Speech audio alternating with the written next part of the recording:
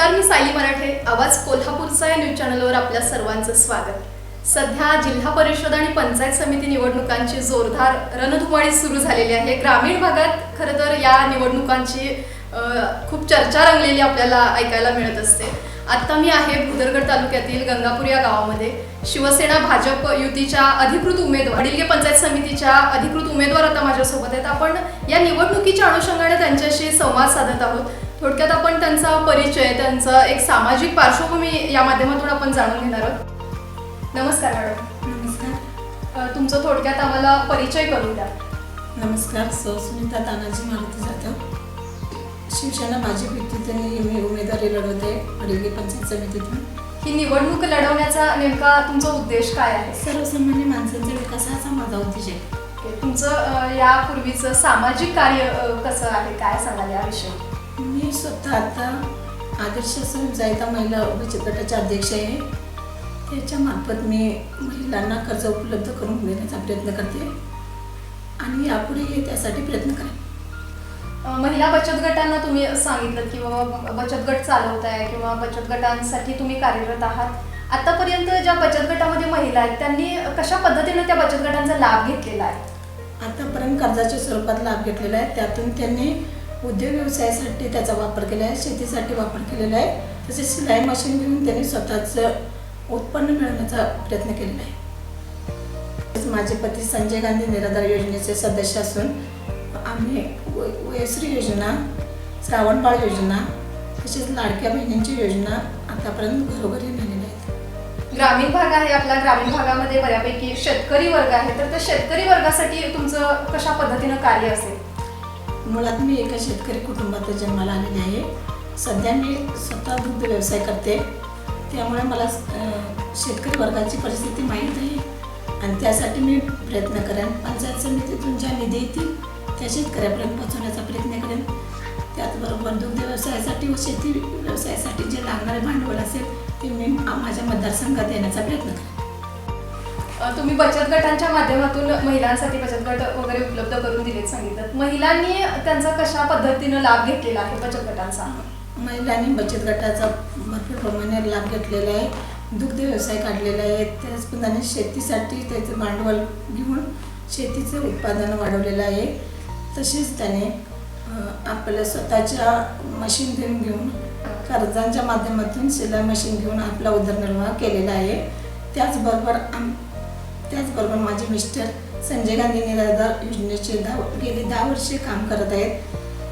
त्याच्यामार्फत आम्ही श्रावणबाळ योजना, वयश्री योजना घरोघरी राबवलेल्या आहेत. आतापर्यंत राबवलेल्या आहेत आणि इथून पुढेही आम्ही राबवण्याचा प्रयत्न करू. आपल्या ग्रामीण भागामध्ये बऱ्यापैकी शेतकरी वर्ग आहे, तर त्या शेतकरी वर्गासाठी तुमचं कशा पद्धतीनं कार्य असेल? मुळात मी एका शेतकरी कुटुंबात जन्माला आलेले आहे. सध्या मी स्वतः दुग्ध व्यवसाय करते, त्यामुळे मला शेतकरी वर्गाची परिस्थिती माहीत आहे आणि त्यासाठी मी प्रयत्न करेन. पंचायत समितीतून ज्या निधी येतील त्या शेतकऱ्यापर्यंत पोहोचवण्याचा प्रयत्न करेन. त्याचबरोबर दुग्ध व्यवसायासाठी व शेती व्यवसायासाठी जे लागणारे भांडवल असेल ते मी माझ्या मतदारसंघात देण्याचा प्रयत्न करेन. ग्रामीण भाग आहे, शेतकऱ्यांसाठी तुम्ही कृषीसाठी वेगवेगळ्या योजना आणायला सांगितलं. तुमचा मुळात स्वतः जन्मच तुमचा शेतकरी कुटुंबात झालेला आहे सांगितलं. त्या अनुषंगाने शेतकऱ्यांसाठी अनेक योजना राबवत. त्याचबरोबर आपल्या ग्रामीण भागामध्ये आरोग्याचाही मोठा प्रश्न आहे. म्हणजे आरोग्याच्या सुविधांची कमतरता आपल्याला इथं पाहायला मिळते. जर समजा तुम्ही निवडून आलात तर आरोग्यासाठी तुम्ही कशा पद्धतीनं प्रयत्नशील असाल?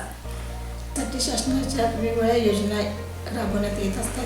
त्या माझ्या मतदारसंघात मी प्रभावीपणे आणण्याचा प्रयत्न करेन. तुम्ही आरोग्यासंदर्भात वेगवेगळी कामे करणं म्हणतात. आरोग्यासाठी नेमकी कोणते सुविधा तुम्ही देणार, काय सांगाल त्यामध्ये? महिलांच्या आरोग्याबाबत अनेक समस्या उद्भवतात. त्या समस्या जाणून घेण्याचा प्रयत्न करून त्यांच्याबरोबर कशा सुविधा देता येतील याचा मी प्रयत्न करेन. त्याचबरोबर किशोर मुलींच्या सुद्धा समस्या असतात, त्यांच्याकडे लक्ष देईन. तसेच घनकचरा व्यवस्थापनासाठी मी माझ्या मतदारसंघात प्रयत्न करेन. तुम्ही ही निवडणूक लढवत आहात, पण तुमच्याकडे पाहिलं तर तुम्ही अतिशय साध्या एक गृहिणी दिसताय. कशा पद्धतीने ही निवडणूक लढवायला लागलाय? काय राजकीय पार्श्वभूमी आहे का? माझी अशी स्वतःची राजकीय पार्श्वभूमी नाही आहे, पण मी लग्न होऊन आल्यापासून राजकीय कारकीर्द बघत आलेले आहे माझे सासरे स्वर्गीय ज्ञानदेव तुकाराम जाधव यांनी सहपूर गावामध्ये सहकार्यातून समाजकारण करण्याचा प्रयत्न केलेला आहे. त्या सामाजिक वारसा घेऊन 2002मध्ये माझे पती समाजकार्य करत राहिले व त्या समाजकार्यातून राजकारणात त्यांनी प्रवेश केलेला आहे. तसेच ते 2005 पासून 2020 पर्यंत ग्रामपंचायतीचे सदस्य होते गंगापूर गावचे. त्यांचा राजकीय व सामाजिक प्रवास मी जवळून पाहिलेला आहे व त्याच प्रेरणेतून मी या निवडणुकीसाठी उभी आहे. म्हणून जनतेने मला एक संधी द्यावी. आज आपण पाहिलं पंचायत समिती आणि जिल्हा परिषद निवडणुकांच्या माध्यमातून आपण उमेदवारांच्या मुलाखती घेत आहोत. तर या होत्या सुनीता तानाजी जाधव, गंगापूर गावच्या आहेत. अत्यंत साध्या आहेत, कोणतीही राजकीय पार्श्वभूमी नाही आहे, मात्र त्यांनी राजकीय प्रवास त्यांच्या मिस्टरांचा अतिशय जवळून पाहिलेला आहे आणि त्याच प्रेरणेतून त्या या निवडणुकीमध्ये उतरलेल्या आहेत. अशाच आपण काही उमेदवारांच्या मुलाखती जाणून घेणार आहोत. तर पाहत रहा आवाज कोल्हापूरचा.